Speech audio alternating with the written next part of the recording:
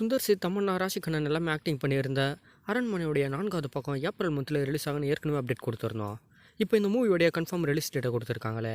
April 13லேருந்து 26க்குள்ளே இந்த movie தேட்டருக்கு வரும் அப்படின்றது தான் கன்ஃபார்ம். இப்போ நேரடியாகவே சம்மர் கிட்ட போய் ஏப்ரல் 26க்கு இந்த மூவி தேட்டருக்கு வரதை கன்ஃபார்ம் பண்ணிட்டாங்களே. ரீசெண்டாக இந்த மூவிலேருந்து ஒரு சாங்கை கூட ரிலீஸ் பண்ணியிருந்தாங்க. ஏப்ரல் 14 ஸ்பெஷலாக இந்த மூவியில் இருக்க ரிலீஸ் டேட்டை ப்ரொடக்ஷன் சைட்லேருந்து அஃபிஷியலாக ரிலீஸ் பண்ணிட்டாங்க.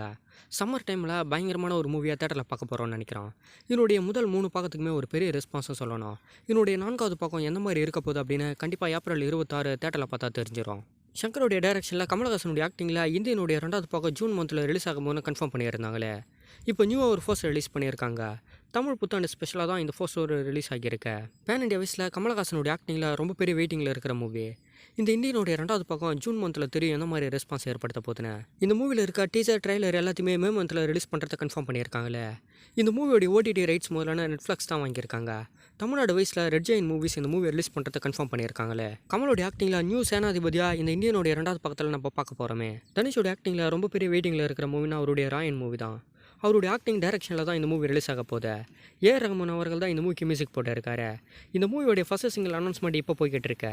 வர ஏப்ரல் 20க்குள்ளே ராயன் மூவியோடைய ஃபர்ஸ்ட் சிங்கிளை நம்ம பார்ப்போமே. இந்த மூவியை மே மந்தோடைய ஸ்டார்டிங்கில் தான் ரிலீஸ் பண்ணுறத பிளான் போட்டு வச்சுருக்காங்க. இதனுடைய பெரிய பெரிய அனௌன்ஸ்மெண்ட் எல்லாத்தையுமே ஏப்ரலோடைய எண்டுக்குள்ளே ரிலீஸும் பண்ணிடுவாங்களே. ஏன்னா நேரடியாக மே மந்தில் இந்த மூவியை ரிலீஸ் பண்ணுறத தான் பார்ப்பாங்க. லாரன்ஸோடைய ஆக்டிங்கில் கரண்ட்டாக இப்போ 2 மூவியோட அப்டேட் கொடுத்துருக்காங்க. ஹேண்டர் அப்படின்னு டைட்டில் வச்சு வெங்கட் மோகனுடைய டைரக்ஷனில் டிஎஸ்பியோட மியூசிக்கில் தான் இந்த மூவி தயாராகிருக்கு. கோல்டு மினிஸ் ப்ரொடக்ஷனும் சக்தி ஜோதி ஃபிலிம் ப்ரொடக்ஷன் தான் இந்த மூவியை தயாரிச்சிருக்காங்க. நெக்ஸ்ட் இந்த மூவியோட ஷூட்டிங்கை ஸ்டார்ட் பண்ணுறதை கன்ஃபார்ம் பண்ணியிருக்காங்களே. 2025 சம்மர் டைமில் தான் இந்த மூவி தேட்டருக்கு வரும்னு நினைக்கிறேன். ஏன்னா இந்த மூவியோடைய போஸ்டரில் அதை தான் கன்ஃபார்ம் பண்ணியிருக்காங்க. லோகேஷ் கனகராஜோடைய ஸ்டோரியில் பாக்கியராஜ் கண்ணனுடைய டைரக்ஷனில் நெக்ஸ்ட் ஒரு மூவி தயாராக போகுது. பென்ஸ் அப்படின்னு டைட்டில் வச்சு பேஷன் ஸ்டூடியோ மட்டும் இல்லாமல் லோகேஷ் கனகராஜ் அவர்களும் இந்த மூவியை தயாரிக்கிறது கன்ஃபார்ம் ஆகிடுச்சு.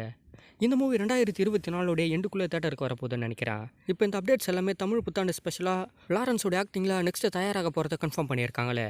சாய் தன்சிகாவோட ஆக்டிங்கில் நெக்ஸ்ட் ஒரு மூவியை கன்ஃபார்ம் பண்ணியிருக்காங்களே. மே 3க்கு தான் இந்த மூவி தேட்டரில் ரிலீஸ் ஆக போகுது.